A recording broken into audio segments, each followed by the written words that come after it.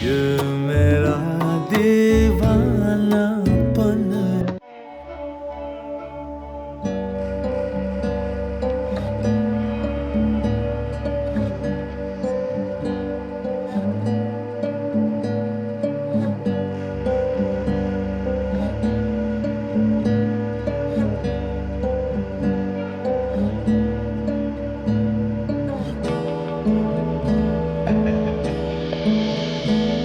क्यों नाराज होती है देवा है?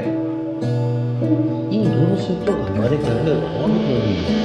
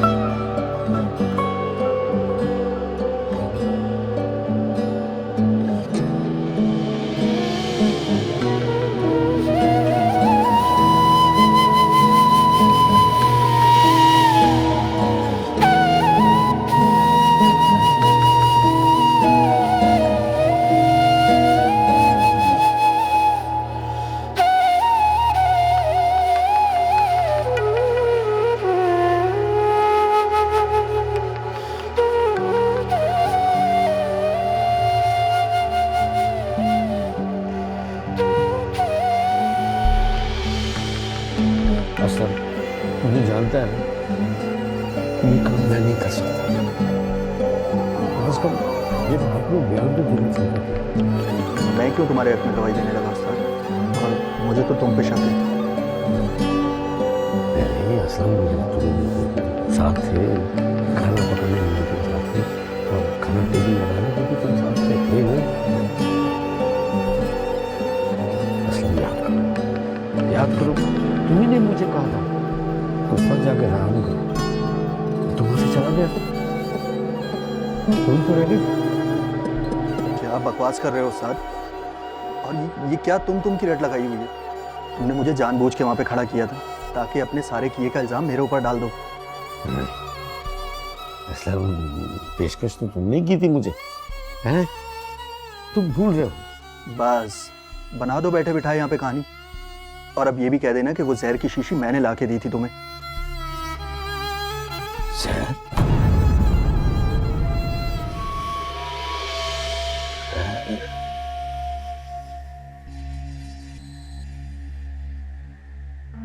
तुम्हें कैसे मालूम कि मेरे सामान के अंदर से जहर की शीशी निकली?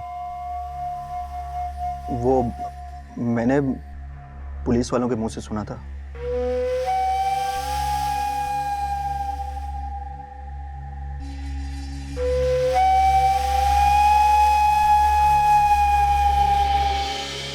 अम्मा, क्या अब्बा को फांसी हो जाएगी?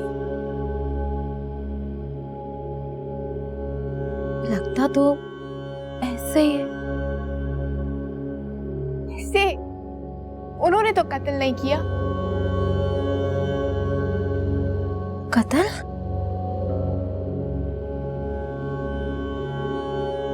कत्ल? हाँ, कत्ल। भाई कत्ल। मरे हैं लोग, मरे हैं लोग, मर गए थे। उस सब लोग मर गए थे। हाँ, मर गए थे सब लोग। अम्मा, तुम पागल हो गई है क्या?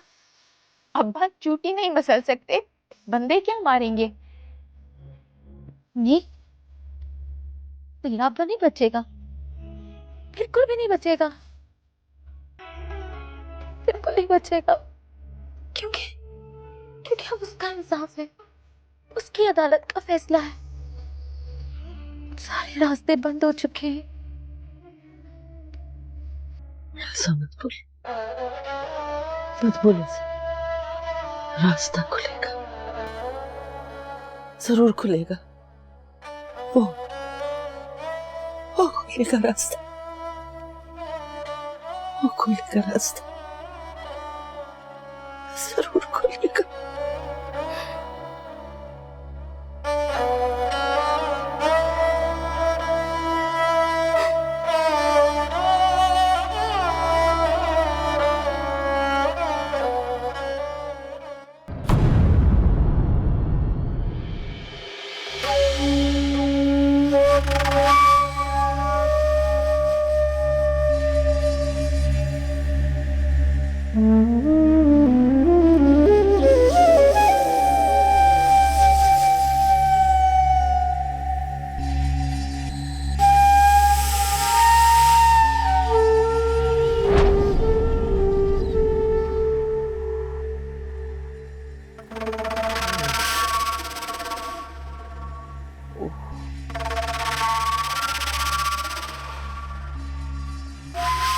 मेरी बात का यकीन करो, ये शीशे भी मैंने पहली बार देखे। मैं इनके बारे में कुछ भी नहीं जानता। साहब मैं कसम खाता हूँ, अब ये असलम ने किया है। मेरे साथ किचन में वही था, बल्कि साहब के कमरे में वही किया था मेरे। बस ज्यादा टोपियां नहीं बिना, समझे? सीधी तरह सच उगल दे। सर सब मासूम तो ऐसे बन रहा है जैसे कत्ल ही नहीं किया तूने। नहीं साहब मैंने नहीं किया। साहब ये ऐसे बताने वाला नहीं है। फड़का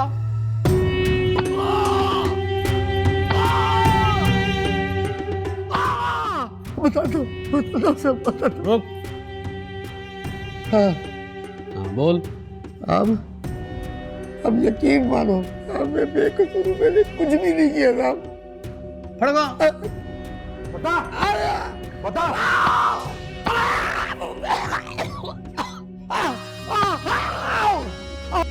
बोल। अब बताता हूँ साहब, बताता हूँ। बता। मैंने कुछ नहीं किया साहब, कुछ भी नहीं किया साहब।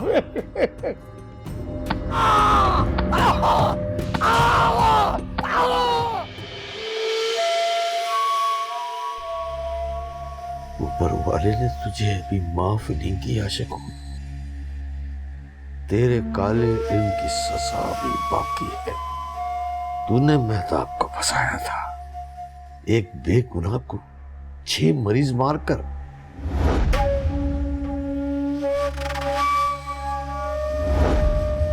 तेरे कत्ल की सजा इतने सालों के बाद मिली है तुझे। जो आज तेरे आगे है वो तेरा बीता हुआ कल, तेरे अमाल की सजा है। सजा भुगत, ये काल कोठरी में भुगत।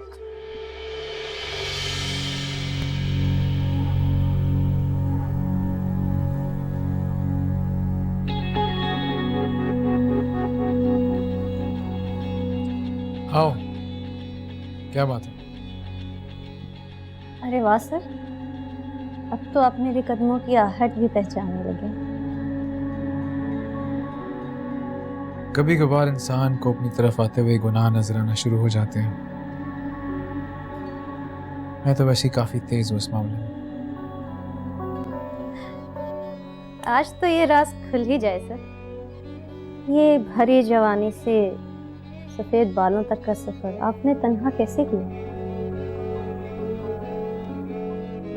मैं तुम्हारी किसी बात का जवाब देना जरूरी नहीं समझता। हाँ बता, एक और बात है, हया औरत का जेवर है, उसे मजबूती से थाम के रखो। जेवर? हम गरीबों के पास जेवर ही कहाँ सर। हमारी तो जरूरतें ही पूरी हो जाए, यही काफी। पता नहीं तुमने इससे पहले कहाँ पे काम किया, लेकिन यहाँ पे इस घर में मुलाजमों की जरूरियात तनख्वाह से पूरी होती है। मालिक को एंटरटेन करना या उसको खुश करना ना तो जॉब की रिक्वायरमेंट है और ना ही उसकी कोई उजरत मिलती है। मैं तो समझती थी कि आपकी कुछ खास ही नजर है हमारे पेशा पर। ये मेरा सफेद लिबास और ये होठों पर रेड लिपस्टिक, क्या पता कहीं आपको अट्रैक्ट ही ना कर ले। तुम्हें यहाँ पे मेहताब की खिदमत के लिए रखा गया है। अपना काम करो और यहाँ से जाओ, फालतू बातें मत करो। सोच लीजिए सर, बड़ी बंजर से जिंदगी है आपकी, और उससे उस बुढ़िया पर जाया मत कीजिए। बस बहुत हो गया तुम्हारा। मैं सामान पैक करो और अभी और इसी वक्त यहाँ से जाओ, इससे पहले कि मैं गार्ड्स को तुम्हें के बाहर निकाल दूं। जाओ यहाँ से, गेट आउट।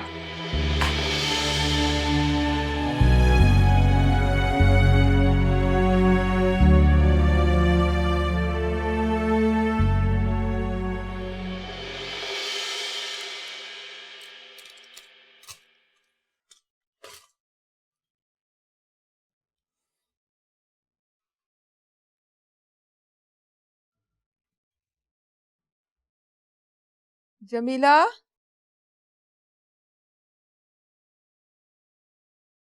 जमीला। जी बीबी जी। खूब, मेरी नर्स कहाँ है? उसे फौरन भेजो। बीबी जी, उसे तो साहब ने फारिग कर दिया है। फारिग कर दिया? क्या मतलब? वही मसला था जो पहले वाली नर्स के साथ था, इसलिए कल रात साहब ने उसे निकाल दिया। ठीक है, जाओ तुम।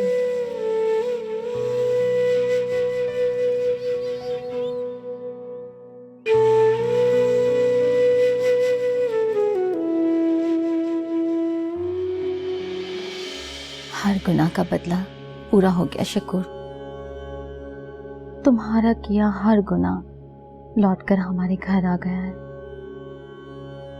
शर्मिंदा हूँ रियाना। मैंने तो अल्लाह से अपनी बख्शिश के लिए बहुत दुआएं मांगी, लेकिन मुझे अभी तक माफी नहीं मिली। माफी? शकूर, अभी तो तुमने सिर्फ उन गुनाहों की माफी मांगी है जो तुमने किए हैं। उन गुनाहों की माफी तो भी बाकी है जिन्होंने तुम्हारे गुनाहों की सजा नाहक काटी है। वो माफी भी तो तुम्हें ही मांगनी है ना शकूर। मैं बेकसूर हूँ, बेकसूर। ऐसा कभी नहीं कर सकता, तो किसी की जान लेने का सोच भी नहीं सकता। हाँ शकूर, मैं जानती हूँ, मुझे पता है, लेकिन मैं किस किस को समझाऊं, मैं किस किस को बताऊं? तुम कोई अच्छा वकील तलाश करो, हो सकता है उसे हमारी बातों पे यकीन है, मेरी बेगुनाही पे यकीन है। अच्छा वकील? यानी बड़ा वकील? फिर तो उसकी फीस भी बड़ी होगी। शकूर, हम इतने पैसे कहाँ से लाएंगे? छोड़ो बस, तुम वकील तलाश करो, कैसे भी करके ना मुझे यहाँ से निकालो।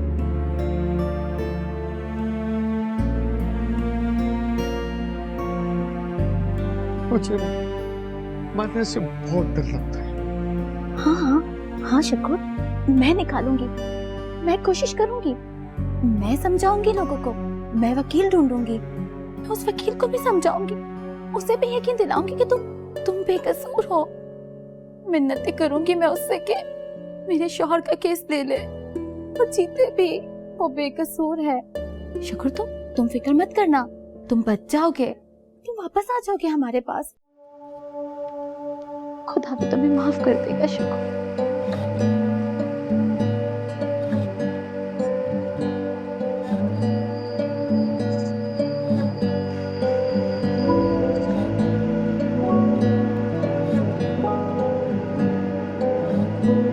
आराम से।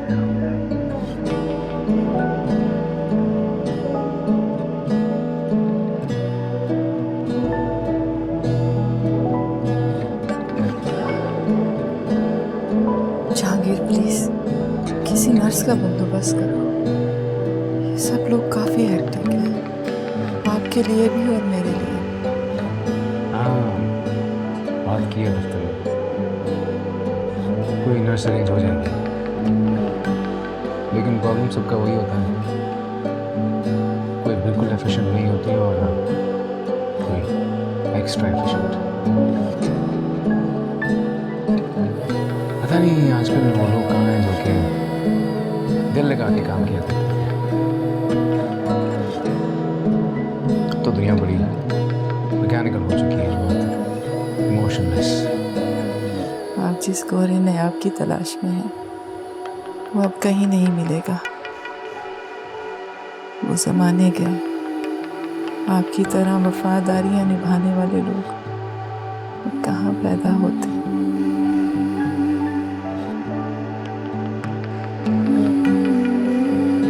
शयान से मेरी बात करा, मिस कर रही हूँ मैं उसे। आप पूछे उससे कहाँ पे है?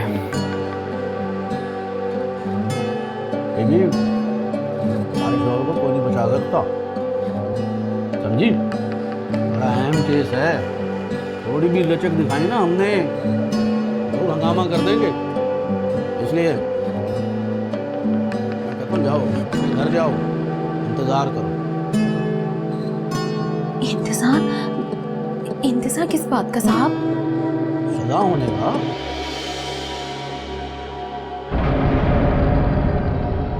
सीधा सीधा सजाए मौत का केस है। साहब कोई तो रास्ता होगा, कोई तो रास्ता होगा मेरे शौहर के बचने का। आप ही बताएं ना साहब, हम कहाँ जाएं, किसके पास जाएं, किससे मदद मांगे? आप ही मदद कर दें साहब। देखो बीबी, अगर मैं मदद करना भी चाहूँ ना तो नहीं कर सकता। एनजीओ के 6 लोगों का मर्डर हुआ है, मीडिया केस उछाल रहा है, मैं कुछ नहीं कर सकता। साफ और सीधी बात है, तुम्हारे शौहर का बचना नामुमकिन है। मैं मना नहीं कर रहा, मसला यह है कि बहुत गड़बड़ हो गई है। तुम कोई और बड़ा वकील तो कर नहीं सकते,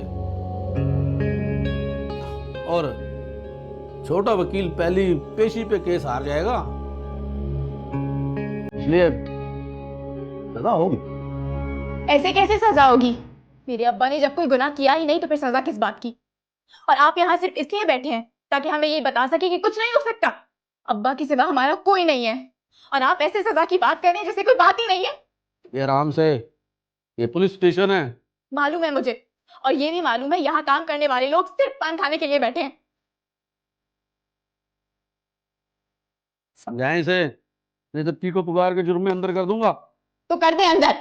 नहीं नहीं मम्मी, बेटा भला इसमें इनका क्या कसूर है? ये तो हमारी मजबूरी है।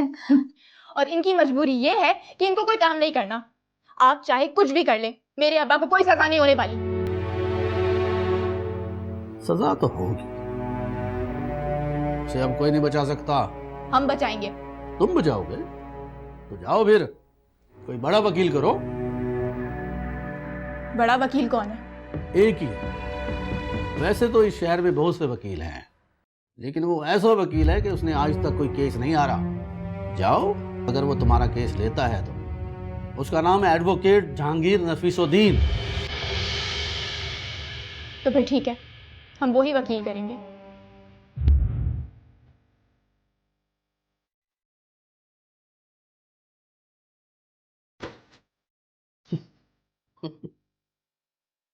जब उसकी फीस सुनेंगे ना फिर पता चलेगा।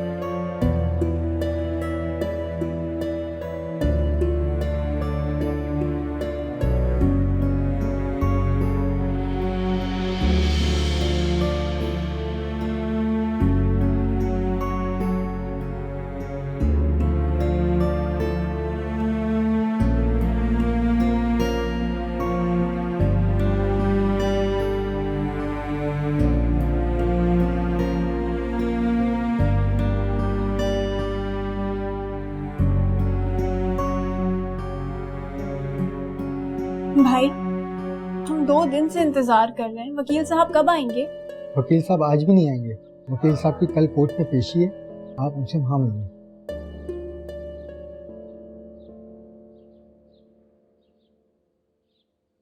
अम्मा, वो कह रहे हैं कल वकील साहब की अदालत में पेशी है, हम कल ही जाके उनसे मिलेंगे ना।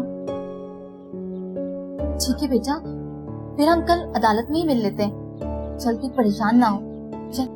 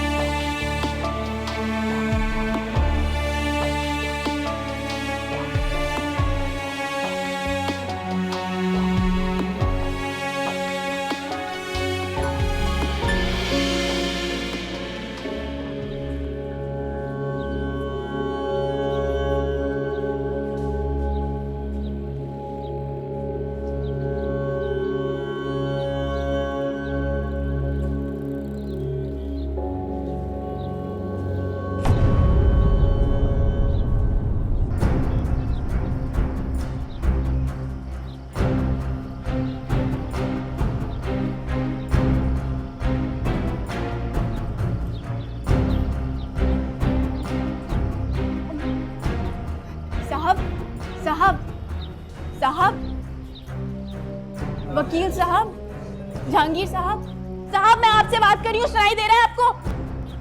छोड़े अम्मा, 3 दिन से यहाँ इंतजार करते करते कमर टूट गई है मेरी। अब आए हो तो चलते जा रहे हो, चलते जा रहे हो, चलते जा रहे हो। पता है हम गरीबों का कितना किराया लगता है तुम तक आने में? 2 बसें बदल के आनी पड़ती हैं, पूरे 3 घंटे का सफर है। पीछे दादी को पूछने वाला कोई नहीं होता है। माना कि आप अमीरों के वकील हो, मगर क्या हम गरीबों पे कभी मुसीबत नहीं आ सकती? अम्मा को देखो, उनका तो शुगर तक लो हो गया है। इन्हें मेरे चैम्बर में लेके आना।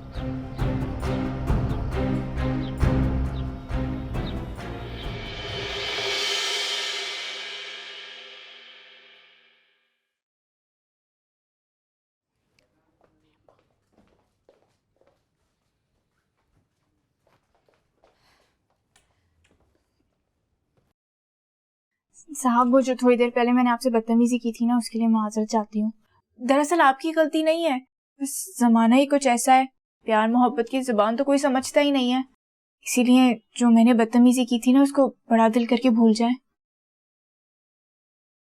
ठीक है, आप बताएं आपका केस क्या है? वो साहब मेरे अब्बा है ना शकूर अहमद, उनके ऊपर इल्जाम लगाया गया है। वो जो एनजीओ में 6 बंदे मरे थे ना, उनका इल्जाम है, लेकिन पुलिस सिर्फ इल्जाम लगा रही है, उन्होंने कोई कत्ल नहीं किया। अच्छा, तो आप इतना ढूंढ के मुझे आई हैं तो आपको ये भी पता होगा कि मेरी फीस बाकी वकीलों से 3 गुना ज्यादा है। जी जी, अब उसकी फिक्र नहीं करें, हम पूरा इंतजाम कर कर आए हैं।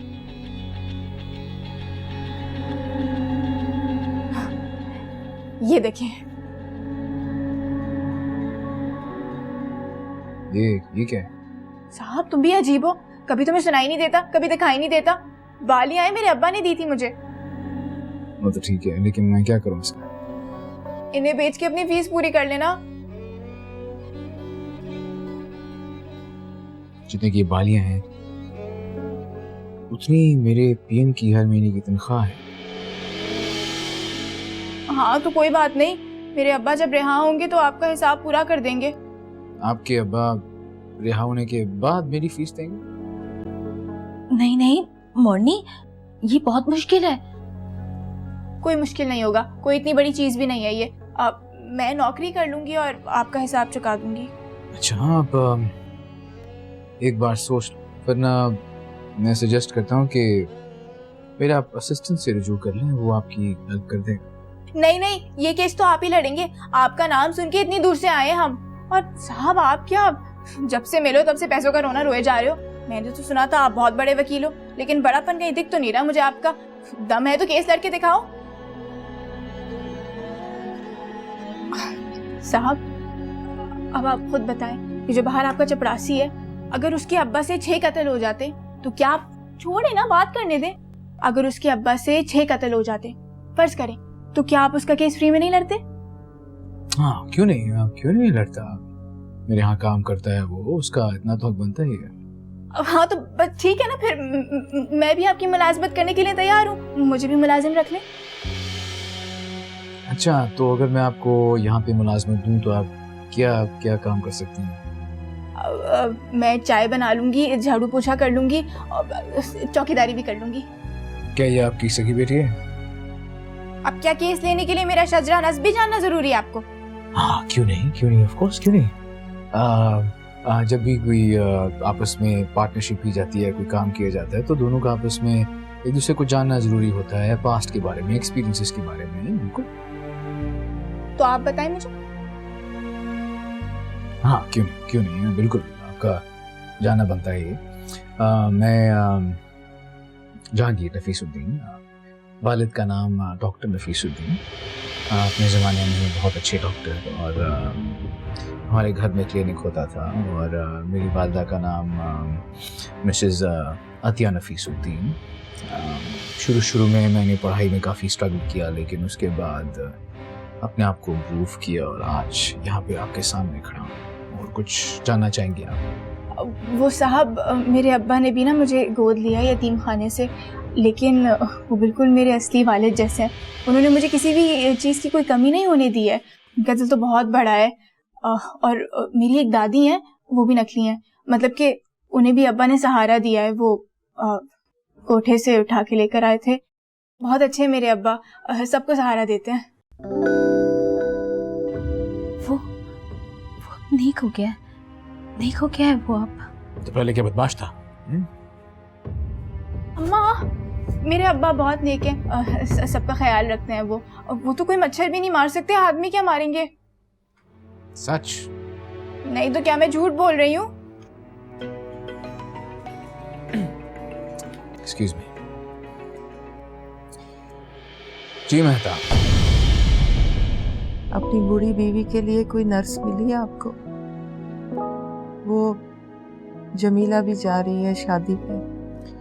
आप कहें तो मैं आपकी खिदमत में हाजिर हो जाऊं। आपको परेशान करने के बजाय मैं खुद परेशान होना ज्यादा पसंद करूंगी। कहा हुआ है, एक आध दिन में हो जाएगा। अल्लाह करे, बस मुझे आपको याद दिलाना था। भला आपका कहा हुआ मैं भूल सकता हूँ? अल्लाह हाफिज। खुदा हाफिज।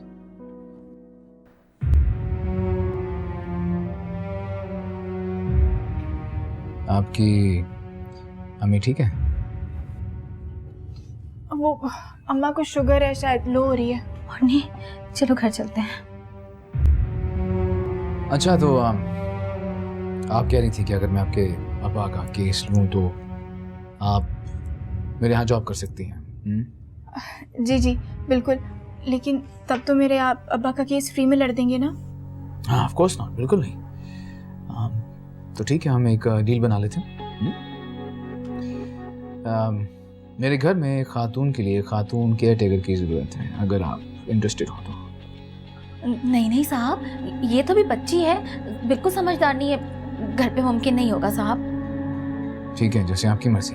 अरे आप इनकी बात नहीं सुने, इनका दिल तो बहुत छोटा है, बेकार में परेशान हो रही हैं। मैं काम करने के लिए तैयार हूँ। नहीं नहीं मोरनी, नहीं। अम्मा क्या है, परेशान क्यों होती हो? कोई मेरा कुछ नहीं बिगाड़ सकता, मोरनी हूँ मैं, मोरनी।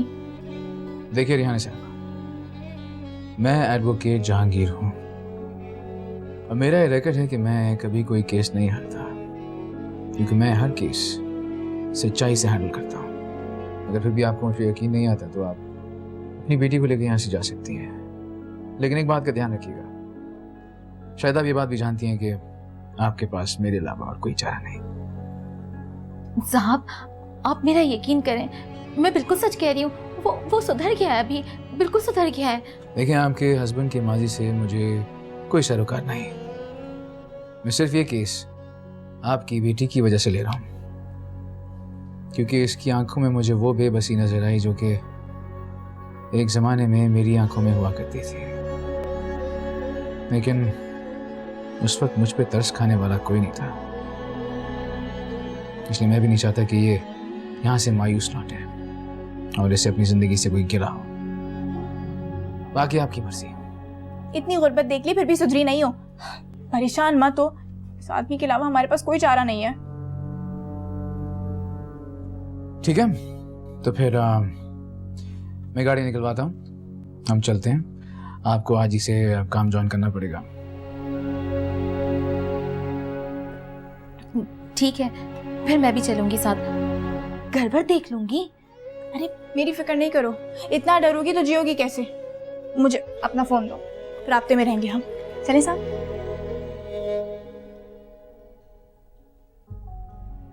हाँ, गाड़ी लूंगा।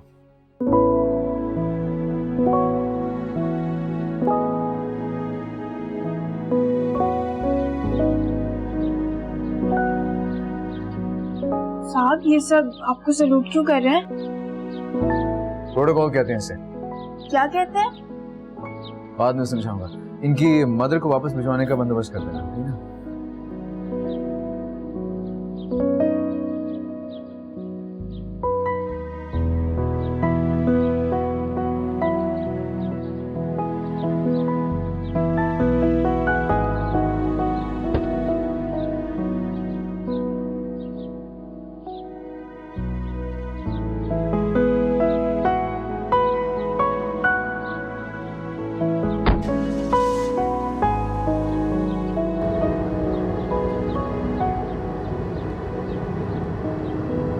साहब एक बात पूछूं, ये एक दो लोगों के लिए इतने बड़े बड़े बंगलों की क्या जरूरत है?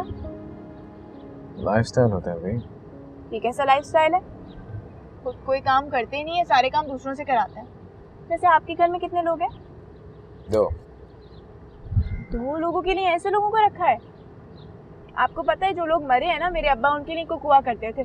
उनके ऊपर इल्ज़ाम था कि उन्होंने जहर मिला दिया है खाने में। अब आप खुद बताएं, अगर ये लोग खाना खुद बनाते तो ये नौबत आती नहीं ना। मर जाएंगे लेकिन नौकर जरूर रखने हैं।